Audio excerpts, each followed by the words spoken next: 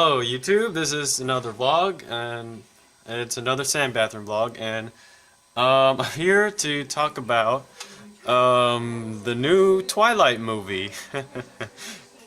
Eclipse is still bad. It's still a bad movie. It's on the same level. It's bad on the same level of the first two. It's still really awkward and it's still really overly cheesy, and it's still a love story that does not make sense and it's really just poorly written. But you know what? For once, it actually had its heart in the right place. It knew what kind of movie it was, and I am really happy. I mean, so am I saying I like this movie? No, but am I saying is it a huge improvement over the first two? Yes, it is a huge improvement over the first two Twilight movies. Okay, let me go into what this movie is about. For those of you who read the book, you probably might not want to hear this. You can skip forward, but it's about in the first two movies there was a subplot about a trio of vampires that was actually out to kill Bella, and the woman of the group, Victoria, she's the only survivor left in this movie. So what she's trying to do is kill Bella. And how she does it is that she starts to assemble this army to attack the Cullens. And she does this by infecting some random nobody. But this random nobody, Riley Beers, knows the surroundings. So he gets infected, turns into a vampire, and since he is the one starting this army, the Cullens can't tell Victoria's doing this. So the Cullens realize that their odds of winning this battle is very slim. So what they do is they team up with the werewolves, their arch enemies, and you know, this story right here could have been the whole movie, and if it was the whole movie, I have a pretty good feeling it would have been a great summer blockbuster movie. It's an action movie. I mean, it's a pretty good plot for one. It's vampires and werewolves teaming up to fight evil vampires. That's not really that bad, but you know, the actual story, this story is actually a subplot for the actual story. The actual story is the love triangle between Kristen Stewart, Robert Pattinson, and Taylor Lautner, and man, it's still really bad. I mean, Kristen Stewart, I mentioned in my earlier vlogs, she did not want to be in this movie. In the second movie, she was bad in a way that she was just whiny and complaining. In this movie, she's not as whiny and complaining, and I don't really have that much to say, but she's really cold in this movie. Like, the movie expects you to like her as a character, but you really don't. She's just like this really evil woman. Like, she does not care about the feelings about anyone. Honestly, and people tell me that like the reason why she wants to be turned into a vampire is like true love, but I don't think so. I really don't think so. I mean, there's a scene in the movie I remember where like her father goes over this missing person, and the missing person's parents were still trying to find her, and Bella goes in like the coldest way possible, coldest tone ever. She just goes, "Why don't the parents just quit?" That's a little dark. I mean, no, that's not a little dark. That's really dark right there. I mean, I would never say that, to be honest. Edward Cullen in the movie, I don't really have that much to say. It's Robert Pattinson, and people have made fun of him because he looks like crap.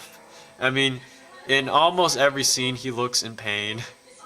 I mean, I don't know why. I don't know why, maybe that's the point, but he just looks awful, honestly. And And since he looks awful, I mean, I don't think a single girl in the theater that I was in actually, like, you kind of expect that when Edward's on screen, girls would go ooh, but no, no, actually a lot of girls said he looked ugly, and really, I mean, it wasn't the point of his character to be like this unattainable, like, sex symbol, like, honestly. I don't know what's up with his makeup or whatever. He just looks awful, and his acting is just really, really stiff. I mean, at some points it's okay, but most of the time it's just really, really stiff and dry and just dull. Jacob Black, Taylor Lautner is Jacob Black. If you see New Moon, you pretty much know what he is in this movie. I mean, whenever he's pretty much just in there just to have his shirt off. Honestly, whenever he was on screen, the girls in the theater, he was the guy who girls went ooh ah. I remember that there's one scene in that movie that like that cemented my what he is in this movie. There's a scene where they're in a tent, and it's cold. It's snowing outside. So Bella's trying to sleep, but she's like she's still shivering and she can't really go to sleep. And Edward's there trying to do that body warmth thing, but since he's a vampire, he's cold, so he can't do anything. So Jacob Black comes in there without a shirt on. So he comes in there with all his muscles, and he just like he sits down, and he says he wants to help Bella go to sleep. And like this one line that he says like made everyone in the theater go off. I mean, I had to laugh at this. I mean, this was the most hilarious line, the funniest line I've heard in this movie. He goes to Edward and says like, I can keep Bella warm. I'm hotter than you. Like, oh my god. I didn't know whether to laugh or to be embarrassed when I heard that. Like, I don't know. That was just hilarious. And then he goes to Bella, and does the body warm thing. And then so the next line he says, like, this could go for the second place in funniest line. He says, you'd be warmer without your clothes on. Oh, and man, that scene was really, really awkward. It was way too awkward for me. And I've seen The Room. So when I say about the movie, when I say it's the best of the Twilight series, that's not saying much. I mean, when you compare it to the first two, but for once the story is actually compelling. Not the love story one. I'm talking about the story of the war between the good vampires and the werewolves versus the bad vampires. It was actually interesting, and for once, things were happening.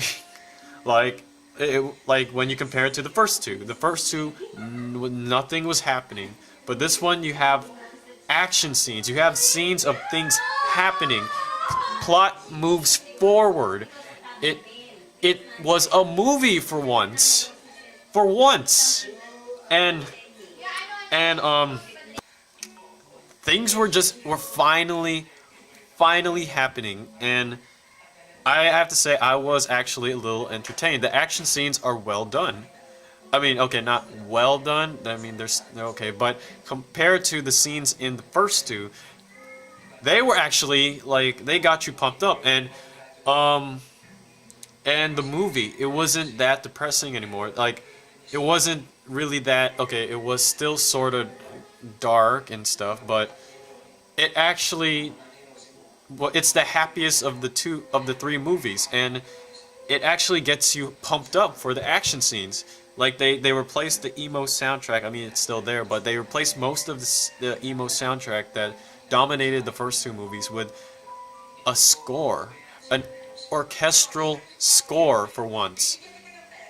I don't know. If I had to give this movie a rating, I would give it like a 5 or 6 out of 10. It was average for once.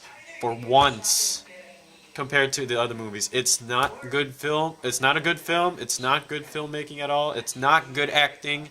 it's not great storytelling, but for once,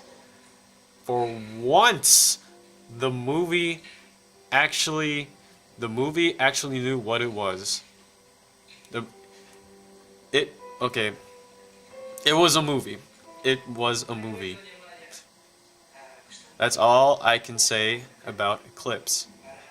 And and if you had to ask me who I have to thank for making this movie, it's David Slade. The man is an unrecognized genius. And that's all I have to say about Eclipse. It's not great, it's not pretty, but it's bad, but at least it was a movie. See ya.